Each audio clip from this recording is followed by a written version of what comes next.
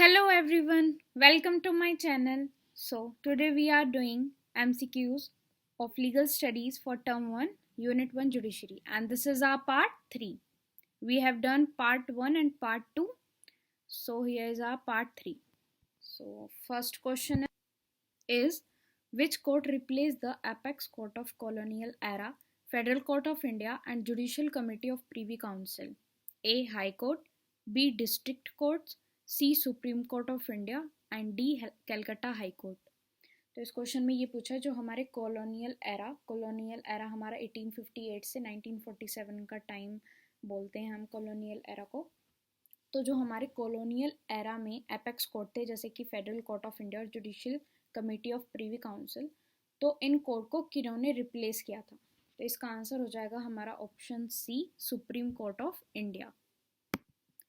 Supreme court of India हमारा India का apex court है, मतलब ये सबसे ऊपर आता है जुडिशरी में, और ये हमारा 28 जनवरी 1950 को आया था। मतलब supreme court of India came into being on 28 January 1950।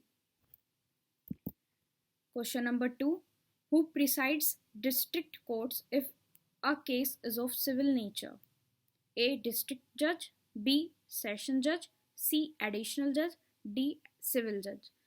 तो जैसे हमारे डिस्ट्रिक्ट कोर्ट को कौन प्रिसाइड करता है जब हमारा केस सिविल नेचर का हो या सिविल मैटर का हो, तो इसमें हमारा आंसर हो जाएगा ऑप्शन ए, डिस्ट्रिक्ट जज। Question number 3, who presides district courts if a case is of criminal nature? अब पहले हमारे क्वेश्चन में ये था कि जब डिस्ट्रिक्ट कोर्ट को कौन प्रिसाइड करेगा जब केस हमारा सिविल नेचर का होगा, सिविल मैटर का होगा। तो सिविल नेचर या सिविल मैटर का जब केस होगा तो हमारा होगा डिस्ट्रिक्ट जज, और जब हमारा केस क्रिमिनल नेचर का होगा तो होगा हमारा सेशन जज। तो इसमें option C is correct, session जज। Question number 4, a group of judges sitting together on a legal matters in the court constitute what? A. bench, B. bar, C. judicial body, D. members। तो इसका answer हो जाएगा हमारा bench. Question number 5, a person is appointed by a president under article 76 of constitution of India.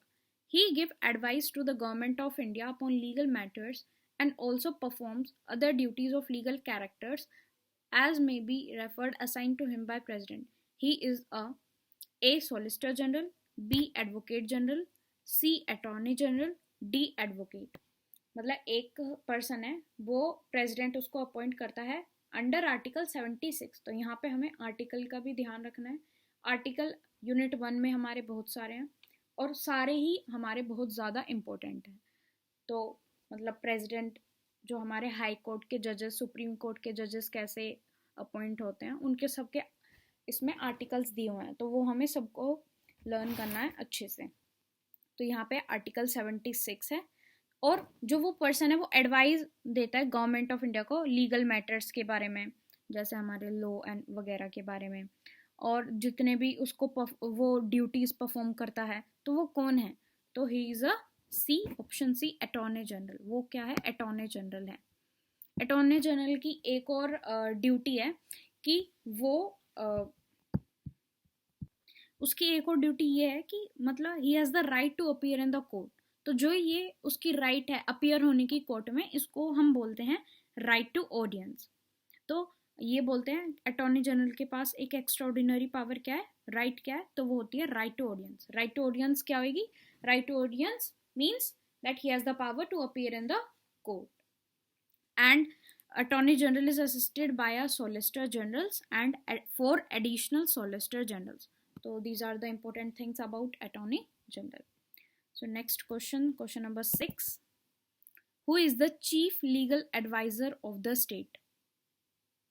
A. Advocate General, B.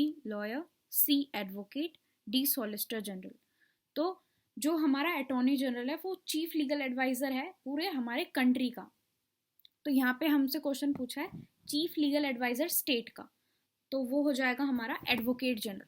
सारे काम उसके भी same होते हैं, पर जो हमारा एडवोकेट जनरल है उसके काम हमारे स्टेट लेवल पे हो जाएंगे, हर एक स्टेट का अलग एडवोकेट जनरल, और जो हमारा अटॉर्नी जनरल होता है वो हमारे सेंट्रल के लेवल पे आता है। तो एडवोकेट जनरल का जो हमारा आर्टिकल है वो है आर्टिकल 165। एडवोकेट जनरल जो हमारा होता है उसको अंडर आर्टिकल 65 जो हमारे गवर्नर होते हैं, मतलब हर एक स्टेट का गवर्नर उसे इलेक्ट करेगा। जो हमारा अटॉर्नी जनरल है उसको प्रेसिडेंट इलेक्ट करता है। तो चलते हैं क्वेश्चन नंबर 7। क्वेश्चन नंबर 7, फर्स्ट 4 high courts in India were. तो इसमें हमारा आंसर हो जाएगा A the Madras high court in Chennai, Bombay high court in Bombay Mumbai, Kolkata high court in Kolkata and Allahabad high court in Allahabad. तो हमारे अब इंडिया में 25 हाई कोर्ट्स हैं, लेकिन जो फर्स्ट 4 हाई कोर्ट्स थे वो हमारे ये थे। Next question, question number 8, a street vendor has a right to sell operate on street under which article? A article 22, B article 21, C article 26 और डी आर्टिकल 31। अब जैसे सब्जियां बेचने वाले होते हैं या जो स्ट्रीट वेंडर्स होते हैं वो ऑपरेट करते हैं स्ट्रीट में, तो जो वो ऑपरेट करते हैं तो वो डायरेक्टली लिंक है उनके लाइवलीहुड से और डेली लिविंग से। तो ये हमारा जो आर्टिकल 21 है ये उसको प्रोटेक्ट करता है। आर्टिकल 21 क्या है? Article 21 talks about the right to life and personal liberty. तो जो वो हमारा सेल कर रहा है स्ट्रीट्स पे तो वो डायरेक्टली लिंक है किससे? लाइवलीहुड से। तो इसलिए आर्टिकल 21 जो उसकी राइट्स हैं उसको प्रोटेक्ट करेगा। तो इसमें आंसर हो जाएगा हमारा B. Question number 9, which article confers power to the parliament to amend the constitution by way of addition, variation or repeal any provision of this constitution? A article 13 subpart 2, B article 368, C article 364, D article 26 subpart 8। तो ऐसा कौन सी article है जो power देता है parliament को to amend the constitution? तो ये हो जाएगा हमारा ऑप्शन बी आर्टिकल 368। और हमारे यहाँ पे एक बाद में पता ही होगा Kesavananda Bharati versus state of Kerala आया था जिसमें आर्टिकल 13(2) के बारे में बात करी थी। उसमें ये बोला था कोर्ट ने कि वो लिमिट मतलब आर्टिकल 13(2) लिमिट करता है पार्लियामेंट की अमेंडिंग अथॉरिटी। उसने ये बोला था कि जो हमारा आर्टिकल 368 है वो पावर देता है पार्लियामेंट को टू अमेंड द कॉन्स्टिट्यूशन, और इसमें ये नहीं था कि आप ये पार्ट अमेंड नहीं कर सकते, मतलब कुछ भी पार्ट अमेंड कर सकते हैं। आर्टिकल 368 ने ये बोला था। लेकिन बाद में आर्टिकल 13 सब पार्ट 2 ये बोलता है कि the state shall not make any law which takes away or abridges the right conferred by this part, that is part 13। मतलब फंडामेंटल राइट को कोई भी जो मतलब वो है वो तोड़ नहीं सकता। तो ये हमारा बाद में आर्टिकल 13(2) आर्टिकल 368 की पावर्स को मतलब पार्लियामेंट की अमेंडिंग पावर्स को लिमिट करता है आर्टिकल 13(2).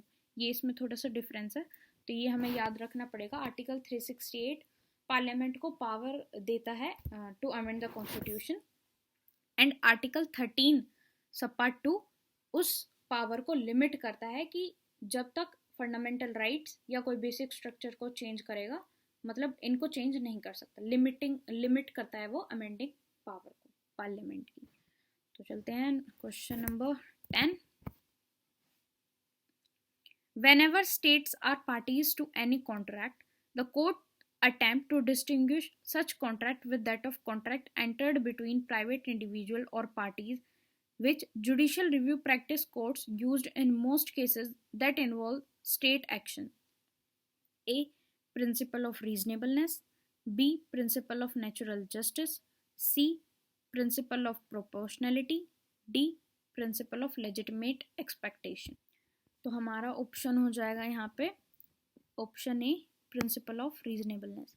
अब यहाँ पे स्टेट एक्शन किसका मतलब स्टेट एक्शन करनी है, तो जहाँ पे भी स्टेट एक्शन इन्वॉल्व होगा वो हमारा मतलब कोर्ट्स कौन से प्रिंसिपल को यूज करेंगे? Principle of reasonableness. हमें बस इतना ध्यान रखना है, जहाँ पे भी इन्वॉल्व होगा स्टेट एक्शन वहाँ पे हमारा जो कोर्ट है वो प्रिंसिपल ऑफ रीजनेबलनेस यूज करेगा। चलते हैं नेक्स्ट क्वेश्चन पे, question number 11। Which article delivers clear division of law-making powers as well as room for intersection between the state and the center? A. Article 236, B. Article 246, C. Article 245, D. Article 233. तो इसमें हमारा option B correct है, article 246। यहाँ पे वही बात हुई है, क्लियर डिस्टिंक्शन मतलब कॉन्करेंट लिस्ट, यूनियन लिस्ट और हमारा स्टेट लिस्ट। मतलब हमारे पार्लियामेंट को पावर दी जाती हैं जो हमारी लिस्ट में जो मैटर्स होते हैं उनमें बदला करने का या फिर उनमें ऐड ऑन या कुछ सब्ट्रैक्ट करने का।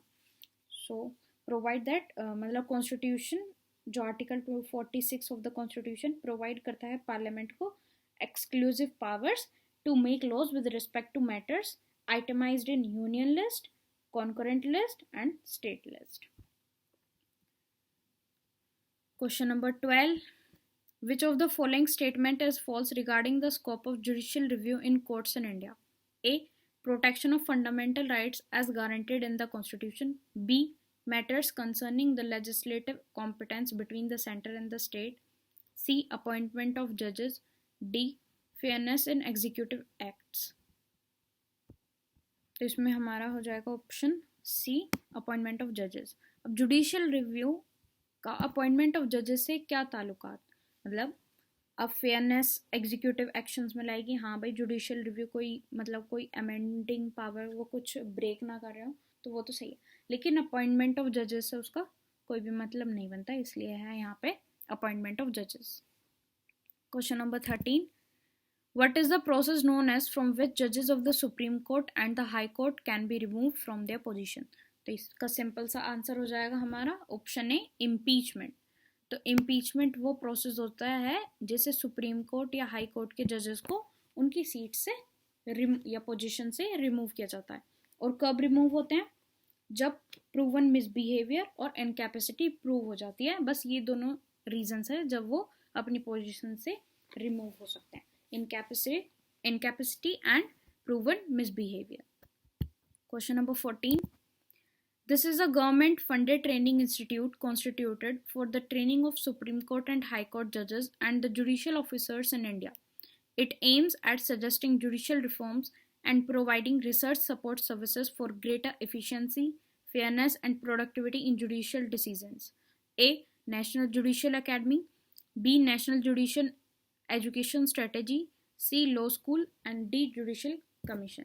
तो जो हमारे सुप्रीम कोर्ट और हाई कोर्ट के जजेस होते हैं या जुडिशियल ऑफिसर्स होते हैं तो उनको ट्रेनिंग दी जाती है इंस्टीट्यूट में, और ये हमारा जो इंस्टीट्यूट है वो गवर्नमेंट फंडेड होता है। तो ये है जाएगा हमारा option A, national judicial academy. चलते हैं next question, question number 15. Question number 15. A public interest activist lawyer filed this case on the behalf of thousands of prisoners of the Bihar jail against the inhuman conditions of the prison. A. 3 judges case. B. Keshwananda Bharati versus State of Kerala. C. Husainara Khatun versus State of Bihar. D. Nelsa versus Union of India. तो ये मतलब हमारा Bihar jail में जो हमारे prisoners थे उनके साथ बहुत ही इनह्यूमन कंडीशंस थी, तो हमारे पब्लिक इंटरेस्ट एक्टिविस्ट लॉयर ने ये केस फाइल किया था। तो ये हमारा केस था option C, Hussainara Khatoon versus state of Bihar. और ये हमारी 1979 की बात है, और जो हमारा Hussainara Khatoon versus state of Bihar है ये हमारी फर्स्ट एवर PIL है, दैट इज रजिस्टर्ड। और फिर उसके बाद क्या हुआ कि जो हमारे सुप्रीम कोर्ट बेंच है जिसके हेड थे जस्टिस PN भगवती, उन्होंने जैसे मतलब पब्लिक इंटरेस्ट मतलब लॉयर एक्टिविस्ट लॉयर ने ये केस फाइल किया, तो जो हमारे जस्टिस PN भगवती हैं उन्होंने डिक्लेयर किया right for free legal aid and expeditious trial for these prisoners, जिसकी वजह से जो हमारे प्रिजनर्स हैं उनको फ्री कर दिया गया। तो यहाँ पे यह होगा हमारा ये पार्ट ख़त्म, पार्ट 3, और यहाँ पे हमारी unit 1 that is judiciary complete होती है। Thanks for watching.